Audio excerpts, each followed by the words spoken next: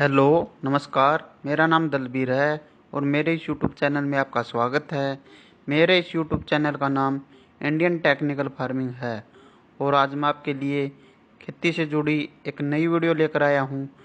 इस वीडियो में मैं आज आपको बताता हूं कि बाजरा की बिजाई के समय कौन कौन सी सावधानी रखें जिससे कि बीज का अंकुरण 100% तक हो, जिससे कि हमें कम खर्च व कम समय में ज़्यादा से ज़्यादा फसल की पैदावार प्राप्त हो, जिससे कि हमें एक अच्छी इनकम प्राप्त हो। इस वीडियो को अंत तक ज़रूर देखें ताकि आपको खेती से जुड़ी सभी जानकारी प्राप्त हो।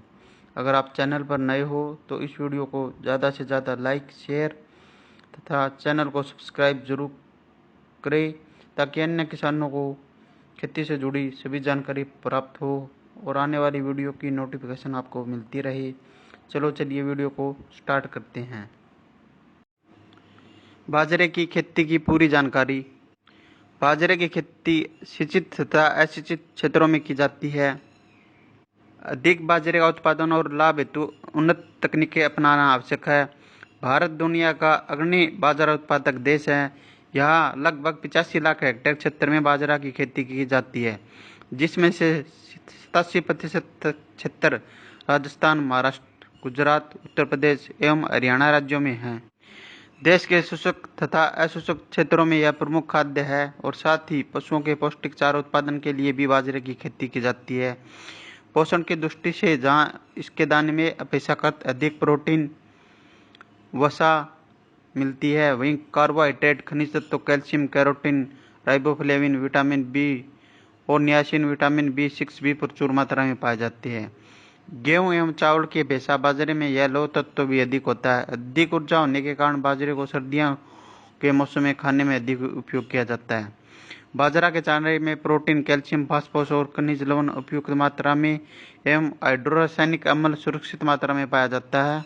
भारत के कुल बाजरा क्षेत्र का लगभग 85% क्षेत्र असिंचित है, जिससे कि मानसून की अनिश्चितता की तरह बाजरा की उत्पादकता में भी उतार चढ़ाव रहता है। इसके अतिरिक्त कुछ रोगों और कीटों का प्रकोप एवं वैज्ञानिक तरीके से फसल प्रबंधन नहीं होने से इस फसल की पैदावार अन्य खरीफ की अनाज वाली फसलों की तुलना में कम हो जाती है।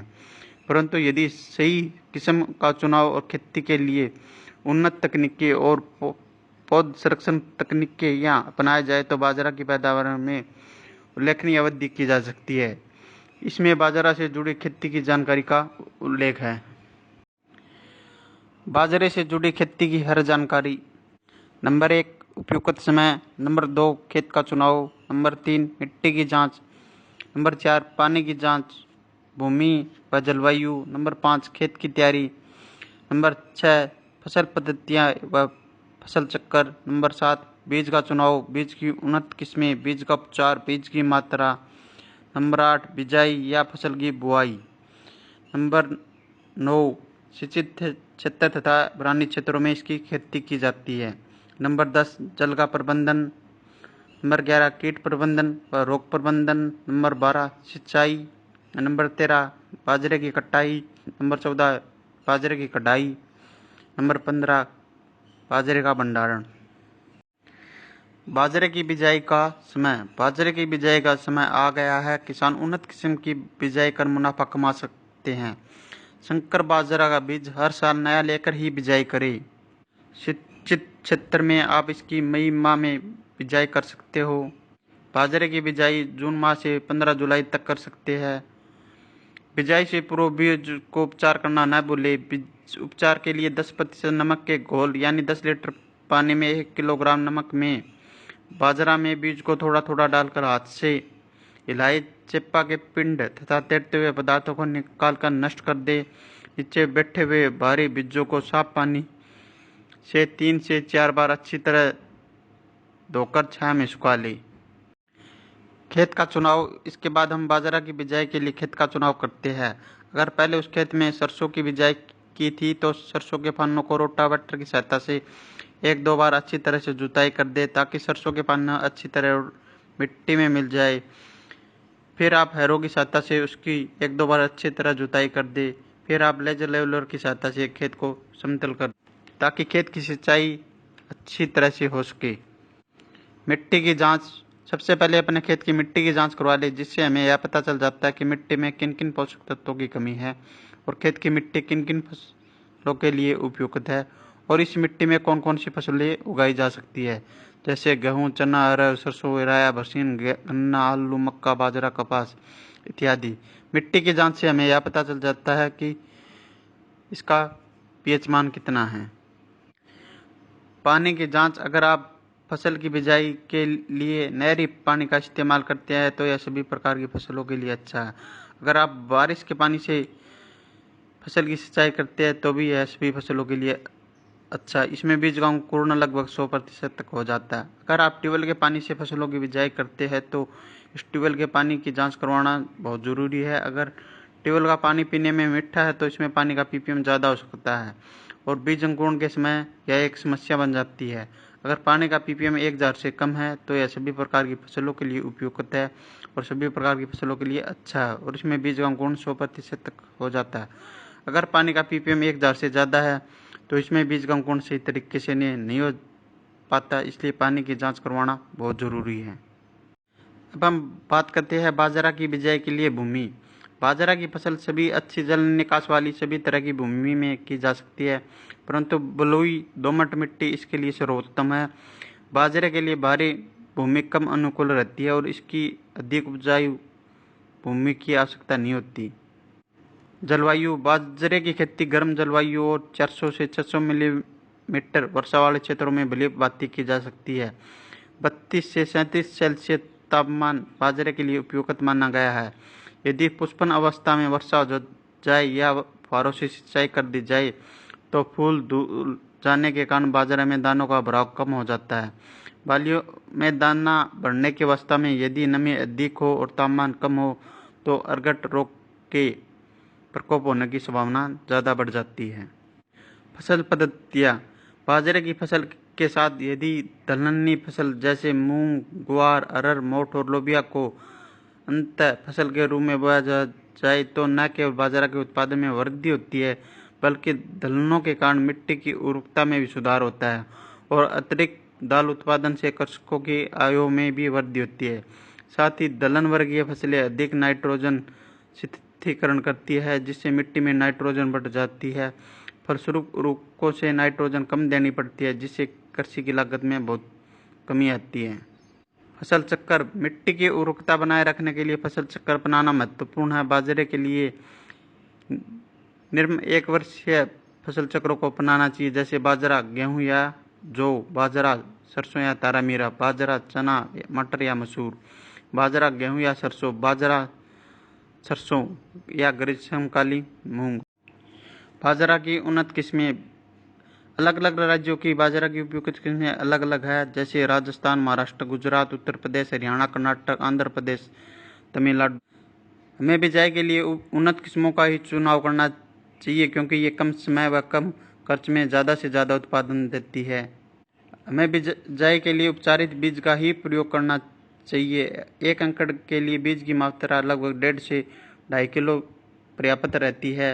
यह बीज की वैरायटी पर निर्भर करता है। अगर आप संकर किस्मों के बीज की बिजाई करते हैं तो लगभग 1 एकड़ में 1.5 से 2 किलोग्राम बीज की आवश्यकता होती है। हमें बिजाई के समय उपचारित बीजों का ही इस्तेमाल करना चाहिए क्योंकि इससे रोग की संभावना आने की कम रहती है। जैसे हरियाणा के लिए 80-10, 80-20, Pusa 443, Pusa 383, HHB 223, HHB 216, HHB 197, HHB 67 improve, HHB 146, HHB 117 variety है। अलग अलग वैरायटी है, जैसे 86M90 है, पॉइनर 86M88, पॉइनर 86M82, 9444, अलग अलग वैरायटियाँ हैं। यह आप अपने क्षेत्र के हिसाब से प्रयोग कर सकते हैं। इसके बाद हमें अच्छी तरीके से खेत की तैयारी कर लेनी है। गर्मियों में गहरी जुताई करें और उत्तम जल निकास के लिए खेत को समतल कर ले। बाजरा की अच्छी फसल लेने के लिए एक जुताई मिट्टी पलटने वाली हल से करनी चाहिए और इसके बाद 2-3 बार जुताई करके बुआई करनी चाहिए। दीमक तथा लट के प्रकोप वाले क्षेत्रों में 25 किलोग्राम प्रति हेक्टेयर की दर से फोरट अंतिम जुताई से पूर्व डालनी चाहिए। बाजरे की खेती शून्य जुताई विधि द्वारा भी सफलतापूर्वक की जा सकती है, इसलिए खेत को समतल करना तथा मिट्टी पर पूर्व फसल के अवशेषों या अन्य वाष्पिक अवशेषों का आवरण रखना लाभप्रद होता है। अब बात करते हैं फसल की बुआई की। बरानी क्षेत्रों में मानसून की पहली बारिश के साथ ही बाजरे की बुआई कर देनी चाहिए। उत्तरी भारत में बाजरे की बुआई के लिए जुलाई का प्रथम पखवाड़ा सर्वोत्तम है। 25 जुलाई के बाद बुआई करने से 40 से 50 किलोग्राम प्रति हेक्टेयर प्रतिदिन पैदावार में नुकसान होता है। बुआई के लिए 5 किलो प्रति हेक्टेयर बीज की आवश्यकता होती है। बाजरे की फसल 45 से 50 सेंटीमीटर की दूरी पर कतारों में बोनी चाहिए। बुआई के 10 से 15 दिन बाद यदि पौधे घने हो तो पौधों की छटाई कर देनी चाहिए और पौधे से पौधे की दूरी 8 से 10 सेंटीमीटर रखनी चाहिए, जिससे प्रति हेक्टेयर क्षेत्र में 1.75 से 2 लाख पौधे प्रति हेक्टेयर प्राप्त हो सके। इस संख्या में पौधे लगाने से बाजरे की अधिकतम उपज ली जा सकती है। फसल की रोपाई। यदि मानसून देरी से आए या किन्हीं कारणों से समय पर बुआई न कर सके तो बाजरे की फसल को देरी से बोने की अपेक्षा उसकी रोपाई करना अधिक लाभप्रद हो गया है। 1 हेक्टेयर क्षेत्र में पौध रोपाई के लिए लगभग 500 वर्ग मीटर क्षेत्र में 2 से 3 किलोग्राम बीज उपयोग करते हुए जुलाई माह के प्रथम सप्ताह में नर्सरी तैयार करनी चाहिए। पौधे की अच्छी पैदावार के लिए बली प्रकार से खेत की तैयारी करें और 12 से 15 किलो यूरिया डालें। 2 से 3 सप्ताह बाद पौधे की रोपाई मुख्य खेत में करनी चाहिए। जब पौधों को क्यारियों से उखाड़े तब जड़ों की क्षति कम करने के लिए ध्यान रखें कि नर्सरी में पर्याप्त नमी हो। जहाँ तक संभव हो रोपाई वर्षा वाले दिन ही करनी चाहिए। बाजरे की रोपाई के निम्नलिखित लाभ है। रोपाई विधि द्वारा बाजरा उगने से जुलाई के तीसरे सप्ताह से अगस्त माह के प्रथम पखवाड़े तक रोपाई कर अच्छी पैदावार ली जा सकती है। बाजरे की रोपाई वाली फसल शीघ्र पकती है और बाद में कम तापमान हो जाने पर भी फसल पर प्रतिकूल प्रभाव नहीं पड़ता है। रोपाई वाली फसल अपेक्षाकृत भारी वर्षा का सामना अच्छी तरह से कर लेती है। रोपाई के समय रोगग्रस्त, कमजोर व बेमेल पौधों को पहचान कर अलग किया जा सकता है। इस प्रकार सभी पौधे स्वस्थ होंगे, बाजरा का उत्पादन भी अधिक होगा और लाभ में वृद्धि होगी। अब बात करते हैं पोषक तत्व प्रबंधन की। सिंचित क्षेत्रों में मिट्टी परीक्षण के आधार पर संतुलित उर्वरकों का प्रयोग करना अधिक लाभप्रद होता है, परंतु यदि मिट्टी जांच परिणाम उपलब्ध नहीं है तो सिंचित क्षेत्रों के लिए नाइट्रोजन 80 किलोग्राम प्रति हेक्टेयर, फास्फोरस 40 किलोग्राम प्रति हेक्टेयर और पोटास 40 किलोग्राम प्रति हेक्टेयर पर्याप्त रहता है। अगर आप बिरानी क्षेत्र में इसकी बिजाई करते हैं तो 40 से 60 किलोग्राम नाइट्रोजन, फास्फोरस 30 किलोग्राम प्रति हेक्टेयर और पोटास 30 किलोग्राम प्रति हेक्टेयर पर्याप्त है। सिंचित तथा असिंचित क्षेत्रों में जस्ते की कमी हो तो 5 किलोग्राम जस्ता प्रति हेक्टेयर की दर से दे। जैव उर्वरक जैसे एल्जोस्पिरियम व फास्फोरस घोलक जैसे उर्वरकों के द्वारा बीज उपचार करके बुआई करना फसल के लिए अधिक लाभप्रद होता है। सिंचित व असिंचित दोनों परिस्थितियों में नाइट्रोजन की आधी मात्रा और फास्फोरस व पोटास जस्ते की पूरी मात्रा लगभग 3 से 4 सेंटीमीटर गहराई पर मिट्टी में डालनी चाहिए। नाइट्रोजन की शेष मात्रा बुआई से 30 से 35 दिन बाद मिट्टी में उपयुक्त नमी होने की स्थिति में करनी चाहिए। अगर आप बीज को उपचार करते हैं तो सबसे पहले राइजोबियम, सबसे पहले फंगिसाइड, फिर इंसेक्टिसाइड, फिर राइजोबियम कल्चर से उपचार करते हैं। सिंचित क्षेत्रों में 1 से 2 सिंचाई बाजरे की जा सकती है। ये आप 30-30 दिन के अंतराल पर कर सकते हो। बिरानी क्षेत्रों में सिंचाई वर्षा के ऊपर निर्भर करती है। अच्छी वर्षा हो जाए तो फसल की सिंचाई अच्छी हो जाती है।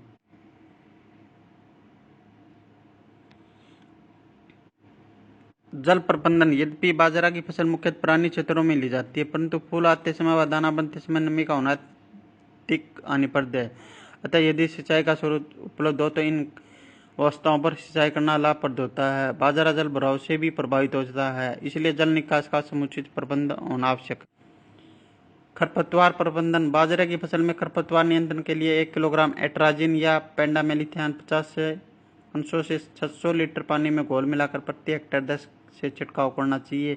यह छिड़काव बुआई के बाद अंकुरण से पूर्व करते हैं। इसके साथ साथ बाजरे की बुआई के 20 से 30 दिन बाद खुरपी या कसौले की सहायता से खरपतवारों को निकाल देना चाहिए।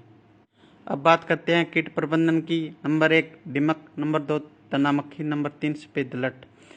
दीमक। इस प्रकोप को रोकने के लिए 2 किलोग्राम प्रति हेक्टेयर दर से क्लोरीफाइस का पौधे की जड़ों में छिड़काव करें या हल्की वर्षा के समय मिट्टी में मिलाकर बिखेर दे।